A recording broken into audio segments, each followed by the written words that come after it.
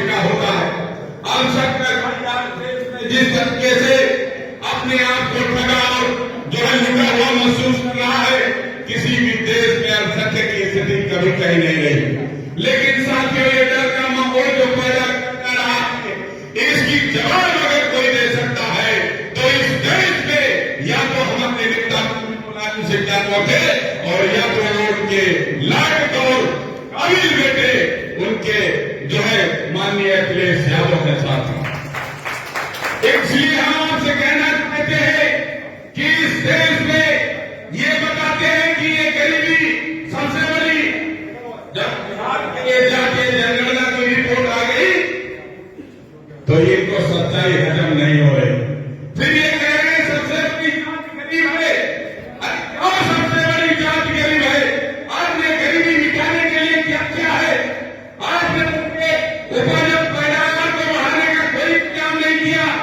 जो आदमी अपनी फसलों को अच्छा पैदा करके प्रदेश चला जाकर के कमा कर आता था, आज लाठी लेकर के अपने फसलों को रखाने के अंडा और एक चक्कर आता। तब ये एक दिन चूक जाए तो उसकी फसल नहीं बनती।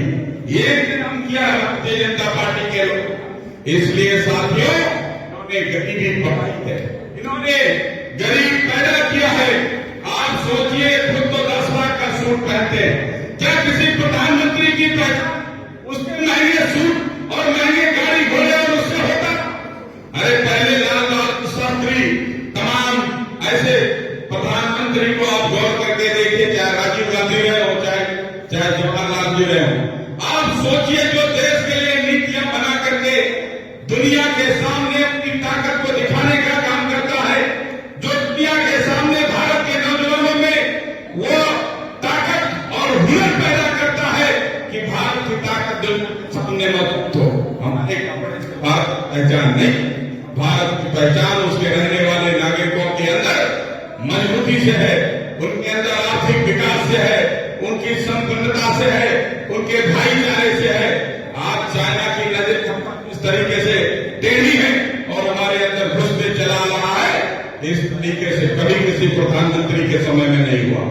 इसलिए मेरे अजीज साथियों, ये जो देश का चुनाव, ये संविधान का हमारे जो माननीय राष्ट्रीय अध्यक्ष जी कहते हैं, ये पिछड़े दलित और अल्पसंख्यक और आदिवासी भाइयों का जो हक मारा गया है, जो उनकी नौकरियों को एक तरफा हड़प लिया गया है, 10-10, 50-50 जो जब नियुक्तियां होती हैं तो उसमें चश्मा लगा के देखो तो एक को बैकवर्ड नजर नहीं आएगा, एक को दलित नजर नहीं आएगा। जिस तरीके से बेईमानों ने आपके सरकारी नौकरियों को एक तरफ हड़पने का काम किया है और जिस तरीके से आउटसोर्सिंग के माध्यम से आपको भगाने का काम किया है, इनसे अगर कोई मुकाबला कर सकता है तो वो समाजवादी सोच के हमारे साथ ही मुकाबला कर सकते हैं। इसलिए साथियों, घबराना नहीं। अखिलेश यादव ने कमर कस लिया है और इस देश के तमाम लोगों ने कमर कस लिया है, ये एहसास करा दिया है। मोदी जी घबरा गए हैं, अब उनको समझ में नहीं आ रहा है, कहीं जो है संजय सिंह के हाथ छापा पड़ रहा है, उनको जेल भेज रहे हैं, तो कहीं जो है वहां से राहुल गांधी को और तमाम ऐसे सांसदों को बिना कारण बताए उनको बाहर निकाला जा रहा है।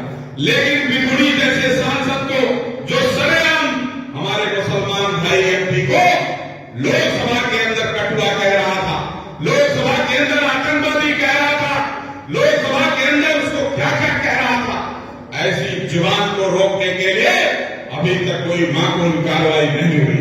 इसलिए मेरे अजीज साथियों, इस देश में समरसता को बनाने के लिए, इस देश में समाजवादियों के जो है ताकत को मजबूत करने के लिए, आर्थिक संपन्नता के लिए, गरीबी मिटाने के लिए अगर कोई रास्ता है तो वो समाजवाद एक रास्ता है, जिसमें भाईचारा हो, जिसमें आदमी की ये नजर हो कि अगर हम व्यक्ति के तौर पर तरक्की ना करें, हमारे पास अकेले धन ना हो, हम अकेले मजबूत ना हो, हमारे साथ साथ समाज का हर तबका, ये अंतर हो सकता है कि मेरे पास 100 रुपया हो, आपके पास 10 रुपया हो, लेकिन अगर इससे ज्यादा अंतर है तो इसके मतलब जिस तरीके से के आज अडानी को पूरा सौंप के दे रहे, पूरे देश की सारी संसाधन, सारा सब कुछ, रेलवे से लेकर के सब कुछ, सारी जमीनों को, सारी संसाधनों को ये सरकार जिस तरीके से गिरवे इसलिए मेरे साथियों में बहुत लंबी बात नहीं करूंगा। अपने मुख्य अतिथि का माननीय विधायक जी को भी हमें सुनना है। मैं आपसे आज के दिन ये अपील करूंगा कि टिकट किसी को भी दे, मुन्ना भाई भी दावेदार है, ओंकार पटेल भी दावेदार है, हमारे और भी साथी दावेदार मिलेंगे। ये नेक फैसला करना अखिलेश यादव का काम है, लेकिन आप अपनी जज्बे के साथ, ताकत के साथ, जैसे पिछले गठबंधन सभापति वालों ने ही ढकेल कर पहुंचा दिया था। मेरे अजीज साथियों, मैं भरोसा दिलाता हूं, अब हमने बल्लापुर वालों को भी जगाया है, उनके अंदर भी ये आत्मा पैदा किया है। परंतु सरबस्ती वालों से सीखो, और वो सीखने को तैयार हो गए हैं। आपके जज्बे के साथ वो भी मिल करके आपके साथ खड़े होने के लिए तैयार है।